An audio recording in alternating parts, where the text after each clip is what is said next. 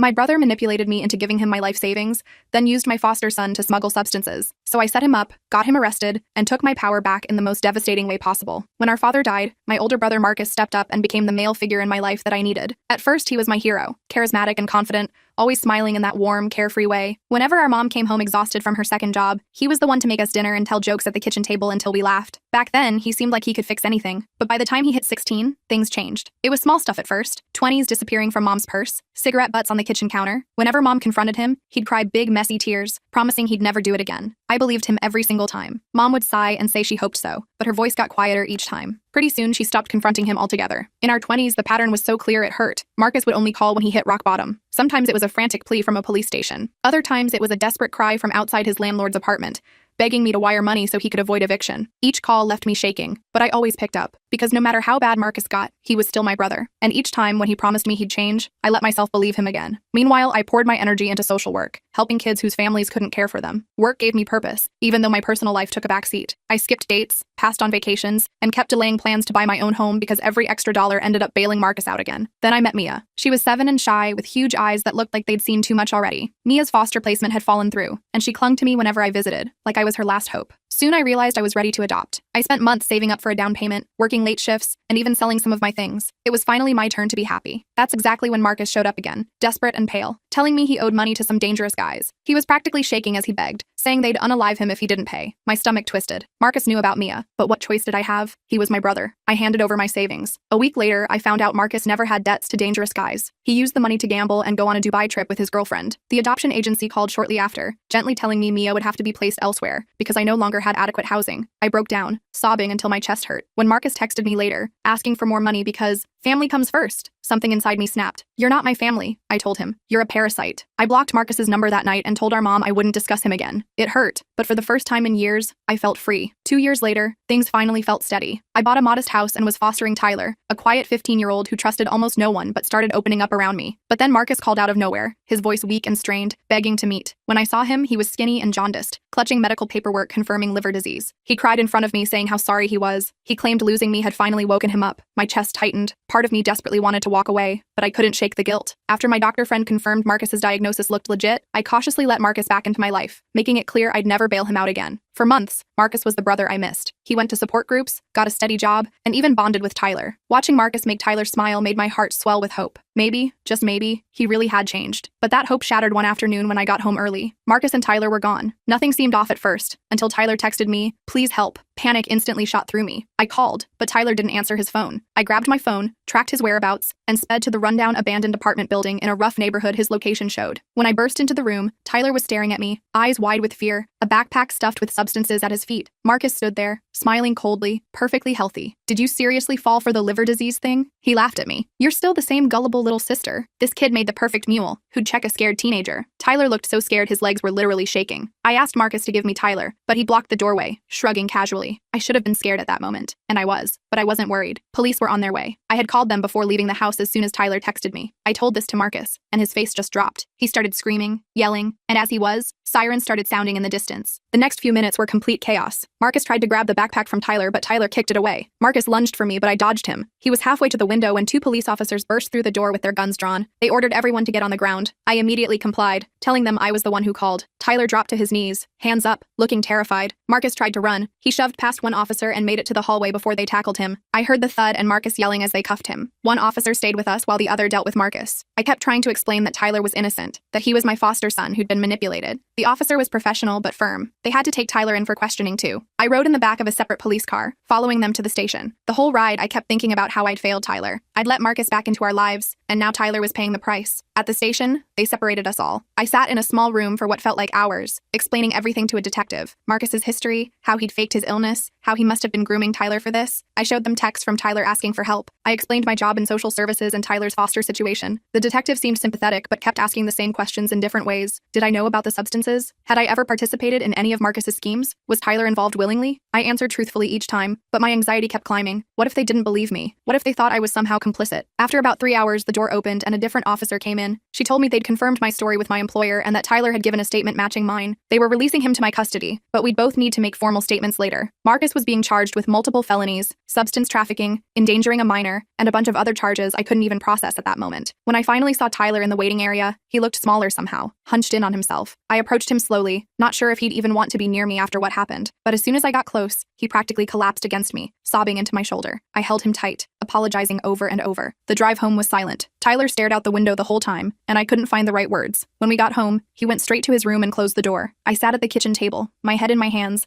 wondering how I could have been so stupid. I'd let Marcus manipulate me again, and Tyler had almost paid an unthinkable price. I called my supervisor at work and explained the situation. She was understanding but concerned, saying we'd need to report the incident to Tyler's caseworker. There would be an investigation to determine if my home was still suitable for Tyler. The thought of losing him made me physically ill. That night, I barely slept. I kept getting up to check on Tyler, just standing outside his door listening for any sound. Around 3 a.m., I heard him crying. I knocked softly and asked if I could come in. He didn't answer, but he didn't say no, so I opened the door. Tyler was sitting on the edge of his bed, a hoodie pulled over his pajamas like he was thinking about running. My heart sank. I sat down beside him, keeping some distance between us. "I'm so sorry," I said. "This is all my fault." Tyler wiped his face with his sleeve. "Marcus said you knew. He said it was just one time to help the family out." The betrayal in his voice cut deep. "Tyler, I swear to you I had no idea. Marcus lied to both of us." Tyler nodded slightly, like he wanted to believe me but wasn't sure he could. "He started talking to me about a month ago. Just little things at first. He'd give me money for helping him with stuff. Then he started saying you were having money problems and we needed to help out." Each word was like a knife. Marcus had been manipulating Tyler for weeks, and I hadn't noticed a thing. I'd been so happy to see them bonding that I'd missed all the warning signs. The next morning, Tyler's caseworker, Janine, came to the house. She was a no-nonsense woman I'd worked with professionally before. Now I was on the other side of her clipboard, and it was terrifying. She interviewed us separately, taking detailed notes. When she was done, she told me Tyler would remain in my care for now, but there would be weekly check-ins, and both of us would need to attend counseling. As she was leaving, she pulled me aside. "You should have known better," she said quietly. "You of all people." Her words stung because they were true. I should have known better. I worked with vulnerable kids every day. I knew the signs of grooming and manipulation, but when it came to my own brother, I'd been blind. The next few weeks were hard. Tyler was withdrawn, spending most of his time in his room. I tried to give him space while also making sure he knew I was there. I took time off work to be home when he got back from school. I made his favorite meals, small gestures that felt pathetically inadequate. 2 weeks after the incident, I got a call from the prosecutor handling Marcus's case. They wanted Tyler to testify. The thought of putting him through that made me sick, but the prosecutor explained they needed his testimony to make the charges stick. Without it, Marcus might get a plea deal and be out in just a few years. I talked to Tyler about it that night. He was quiet for a long time, then asked, "Will I have to see him?" "Yes," I said, not wanting to sugarcoat it, "but I'll be there the whole time, and they can arrange it so you don't have to look at him." Tyler nodded slowly. "I'll do it." The preliminary hearing was scheduled for the following month. In the meantime, we started therapy, individual sessions for Tyler and me, plus joint sessions once a week. Our therapist, Dr. Chen, was patient and insightful. She helped Tyler process his feelings of betrayal and fear. With me, she focused on my pattern of enabling Marcus and my guilt over what happened to Tyler. "You've been conditioned since childhood to rescue your brother," she told me during one session. "Breaking that pattern is like breaking an addiction. There will be setbacks." I wasn't sure if she was preparing me for something or just stating facts. Either way, she was right about the setbacks. 3 weeks after Marcus's arrest, my mom called. She'd been to visit Marcus in jail, and he'd told her his version of events, that I'd overreacted, that he was just having Tyler hold some medicine for a friend, that I'd called the cops because I was jealous of their relationship. The worst part was, my mom seemed to believe him. "He's your brother," she said, her voice cracking. "He made a mistake, but he's family." I'd heard those words so many times before. Family, as if that excused everything, as if family meant letting someone hurt you over and over again. "He used Tyler to transport substances," I said firmly. "He put a child in danger. That's not a mistake, Mom. That's a crime." She started crying, begging me to drop the charges. I had to explain that I couldn't drop the charges even if I wanted to, which I absolutely did not. The state was prosecuting Marcus, not me. When I refused to help her get Marcus out of jail, she hung up on me. That night, I broke down after Tyler went to bed. I sat on my kitchen floor and sobbed until my throat hurt. I mourned the brother I thought I had, the mother who couldn't see past her denial, and the normal life I'd tried so hard to build for Tyler and myself. The next morning, I woke up to find Tyler had made breakfast, just cereal and toast, but the gesture nearly made me cry again. We ate together in comfortable silence. It felt like a tiny step forward. Then my phone rang. It was a number I didn't recognize. Against my better judgment, I answered. It was Marcus, calling from jail. "You need to drop this," he said without preamble. "You're ruining my life over nothing." I should have hung up immediately, but something kept me on the line. "You used a child to transport substances, Marcus. You manipulated him and put him in danger." Marcus scoffed. "He's 15, not 5. He knew what was happening. He trusted you," I said, my voice shaking with anger. "We both did." "Listen," Marcus's voice dropped to a whisper. "These guys I'm working with, they're not going to be happy if I go down for this. They know where you live. They know about Tyler." My blood ran cold. "Are you threatening us?" "I'm warning you," Marcus said, Family looks out for each other. I hung up and immediately called the detective handling the case. I reported the call and the threat. They took it seriously, sending a patrol car to drive by my house regularly for the next few days. I also called our lawyer, who filed for a restraining order against Marcus. That night, I sat Tyler down and told him about the call. I didn't want to scare him, but he needed to know. The police are watching the house, I assured him. And Marcus is just trying to intimidate us. He doesn't have guys. He's always worked alone. Tyler nodded, but I could see the fear in his eyes. What if he gets out? He won't, I said with more confidence than I felt. Not if we tell the truth about what happened. The next day, I installed a security system. Cameras, motion sensors, the works. It was expensive, but Tyler's safety was worth every penny. I also spoke with his school, alerting them to the situation and making sure they knew not to release Tyler to anyone but me. A week later, we had another therapy session with Dr. Chen. Tyler had been having nightmares, waking up in a cold sweat. In the session, he finally opened up about what had happened that day with Marcus. He picked me up from basketball practice, Tyler said quietly. Said you asked him to. He seemed normal at first, but then he drove to that building and told me to take the backpack inside. When I asked what was in it, he got mad. Said I needed to stop asking questions and just do what he said. I felt sick listening to him describe how Marcus had threatened him, saying if Tyler didn't cooperate, Marcus would tell me Tyler had been stealing from me. It was such a calculated manipulation, playing on Tyler's fear of losing his home. When we got inside, he told me to wait while he talked to some guys in another room. Tyler continued. That's when I texted you. He came back and caught me with my phone out. He grabbed it and threw it against the wall, but I guess the message went through first. I reached out and squeezed Tyler's hand. You did exactly the right thing. Dr. Chen helped us develop safety plans and coping strategies for the anxiety we were both feeling. She also suggested Tyler join a support group for teens who had experienced trauma. At first, he was resistant, but eventually agreed to try one session. The support group turned out to be a turning point for Tyler. Meeting other kids who had gone through difficult experiences helped him feel less alone. He started opening up more at home too, talking about school and his friends again. Small signs that he was healing. 2 days before the preliminary hearing, I got a call from the prosecutor. They'd found more evidence on Marcus's phone, texts to his supplier about using Tyler as a mule, plus photos of other kids he'd apparently used the same way. The case against him was getting stronger, but that night, someone smashed our front window. Tyler and I were watching TV when we heard the crash. I pushed Tyler behind me and grabbed my phone, ready to call 911, but whoever it was didn't come inside. They just threw a brick with a note attached. Drop the charges or next time we come inside. The police came quickly. They took the brick for fingerprinting and increased patrols in our neighborhood. They also suggested we stay somewhere else for a few days, just to be safe. I called my friend Susan, who lived in a secure apartment building with a doorman. She agreed to let us stay without hesitation. That night, as Tyler and I settled into Susan's guest room, I felt a mixture of fear and determination. Marcus was escalating, which meant he was desperate. The prosecutor confirmed my suspicion when she called the next morning. Marcus had been offered a plea deal, but it still involved significant prison time. He'd refused it, insisting on going to trial. His lawyer probably told him to take the deal, she explained. The evidence against him is overwhelming. He's looking at 10 to 15 years minimum if this goes to trial. The day of the preliminary hearing arrived. Tyler was visibly nervous, picking at his breakfast and barely speaking. I wasn't much better. We'd been prepped by the prosecutor about what to expect, but nothing could really prepare us for seeing Marcus again. The courthouse was intimidating, all marble and echoing hallways. We were taken to a small room to wait. Tyler sat close to me, his leg bouncing nervously. I put my arm around him, promising it would be over soon. When they called Tyler to testify, I walked with him to the courtroom door. I couldn't go in with him since I would be testifying later,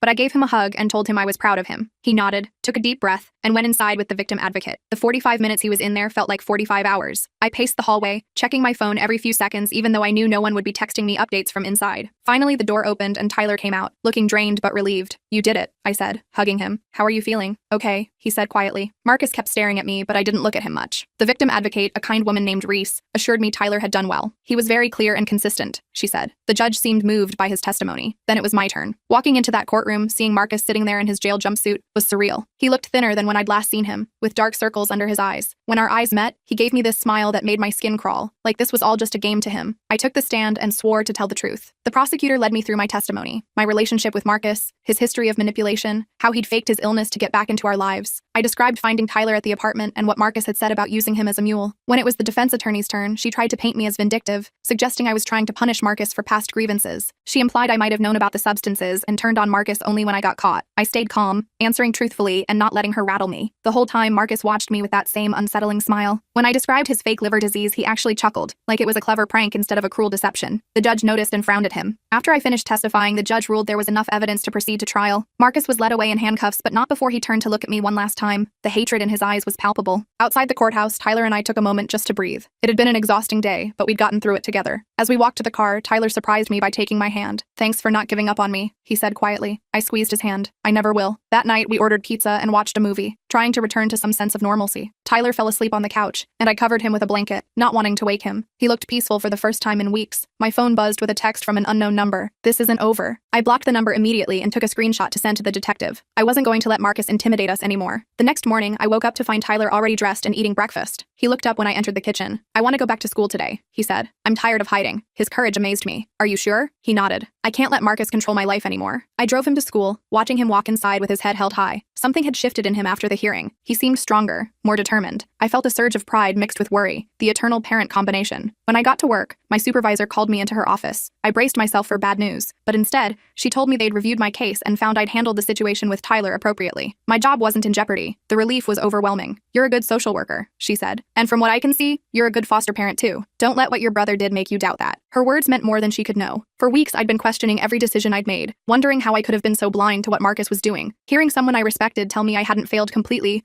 was like a weightlifting. That afternoon, I picked Tyler up from school. He actually smiled when he got in the car, telling me about a science project he was working on with his friend Jamie. It was such a normal teenage conversation that I felt tears prick my eyes. We were finding our way back. The prosecutor called that evening with news. Marcus had changed his mind and accepted a plea deal. 8 years with possibility of parole after 5. He would plead guilty to substance trafficking and child endangerment. In exchange, they were dropping some of the lesser charges. He won't be bothering you for a long time, she assured me. And with his record, the parole board isn't likely to be sympathetic when the time comes. I thanked her and hung up, feeling a complex mix of emotions. Relief that it was over, sadness for the brother I'd lost long ago, and cautious hope for the future. I told Tyler the news over dinner. He nodded solemnly, pushing his food around his plate. Do you think he'll ever change? Tyler asked. Like, really change? I considered the question carefully. I don't know. I used to think so, but now, I think some people don't want to change. They just want to keep taking whatever they can get. Tyler nodded again. I'm glad he's going away. Is that bad? No, I said firmly. It's not bad at all. It's honest. That night, I sat on my porch swing, watching the stars come out. For the first time in as long as I could remember, I felt at peace with my decision to cut Marcus out of my life. The guilt that had plagued me was finally starting to fade. My phone rang. Mom. I hesitated before answering. I talked to Marcus's lawyer, she said without greeting. He told me everything. About the substances. About using Tyler. Her voice broke. I'm so sorry I didn't believe you. It wasn't a complete apology, but it was a start. Thank you for calling, Mom. Is Tyler okay? She asked tentatively. He's getting there, I said. We both are. After hanging up with Mom, I sat on the porch for a while longer, just breathing in the night air. It felt like the first real conversation we'd had in years. Not perfect, but a start. When I finally went inside,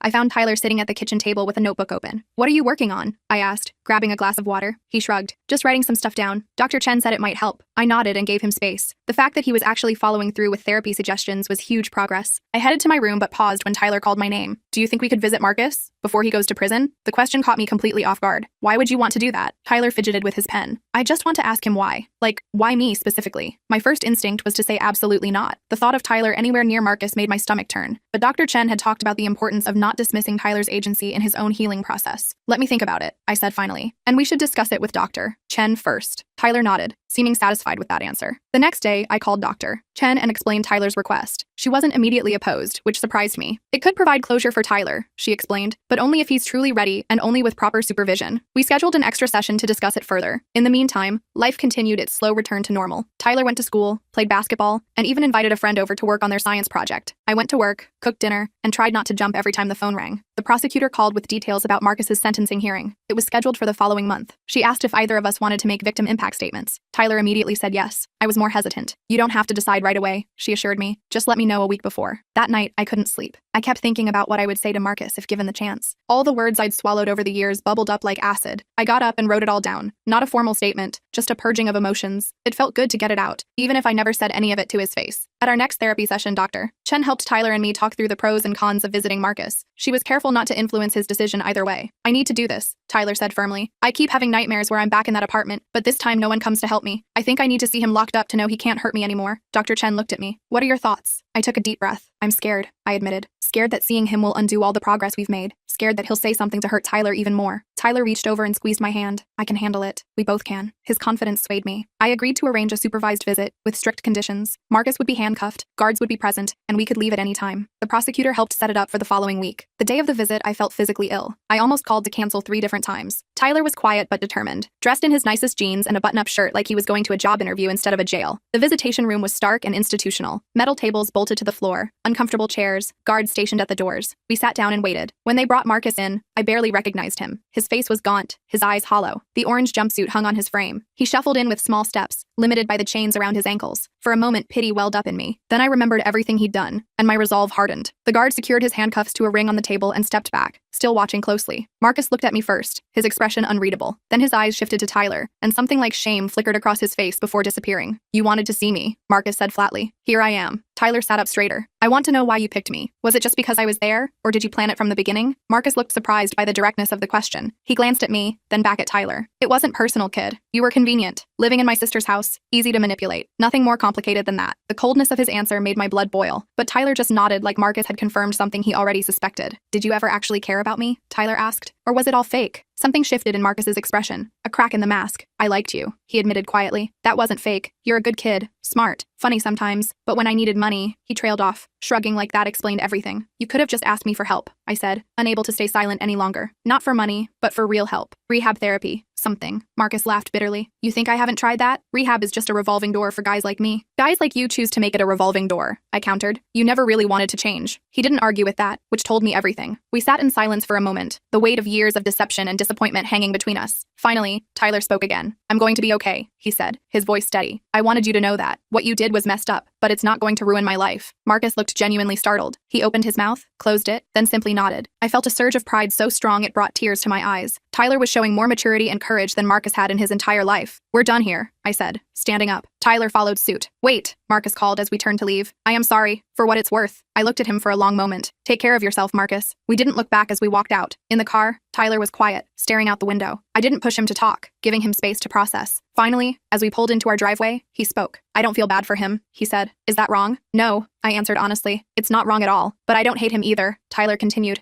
sounding confused by his own feelings. "I just feel nothing." "That's okay too," I assured him. "You don't owe him any particular feeling." Tyler nodded, seeming relieved. That night, he slept through the night for the first time in weeks. No nightmares, no waking up in a cold sweat. It was a small victory, but I celebrated it silently. The sentencing hearing came faster than expected. Tyler had worked with Dr. Chen on his victim impact statement, practicing it until he could get through it without his voice shaking. I decided to make a statement too, though I rewrote mine a dozen times, never quite capturing everything I wanted to say. The courtroom was more crowded than for the preliminary hearing. Mom was there, sitting in the back. She gave me a tentative wave when we arrived. I nodded in acknowledgement but didn't go over. There would be time to talk after. Marcus sat with his lawyer, wearing a suit that hung on his thin frame. He looked defeated already, like he knew what was coming. When the judge entered, we all stood, then sat again. The proceedings moved quickly. Statements from the prosecutor about the severity of the crimes, a half-hearted defense from Marcus's lawyer. Then it was our turn. Tyler went first, walking to the podium with his paper clutched tightly in his hands. His voice started shaky but grew stronger as he spoke. "What Marcus did made me feel worthless," he said, looking directly at the judge. "Like I was just a tool to be used. But I'm not worthless. I have people who actually care about me. Real care, not fake care to get something from me." I saw Marcus flinch at those words. Tyler continued, describing how the incident had affected his sense of trust and safety, but also how he was working to move forward. When he finished, the judge thanked him, genuine respect in her voice. Then it was my turn. I walked to the podium, my prepared statement in hand. But when I got there, I set the paper aside. "My brother has been manipulating me since we were kids," I began. "Each time I believed he would change. Each time I was wrong. The difference now is that his actions didn't just hurt me. They endangered a child I'm responsible for protecting." I talked about the pattern of enabling I'd participated in, how I'd always put Marcus's needs above my own, and how that had to stop for both our sakes. "I don't want my brother to suffer," I concluded, "but I need him to face consequences, not just for what he did to Tyler, but for his own sake. Without consequences, he'll never have a reason to change." The judge nodded thoughtfully. After a brief recess, she returned to deliver the sentence. 7 years with possibility of parole after 5, mandatory substance treatment in prison, and no contact with Tyler or any minors upon release. As the bailiff led Marcus away, he looked back at me one last time. There was no smile now, no manipulation, just a tired resignation. I didn't look away until he was gone. Outside the courthouse, Mom approached us hesitantly. She hugged me first, then turned to Tyler. "I'm sorry for what my son did to you," she said simply, "and I'm proud of how brave you were in there." Tyler nodded, accepting her words without comment. We agreed to meet Mom for lunch the following weekend, a small step toward rebuilding that relationship too. 6 months later, life had found a new rhythm. Tyler's nightmares had stopped completely. He made the varsity basketball team and started talking about college. I returned to full-time work,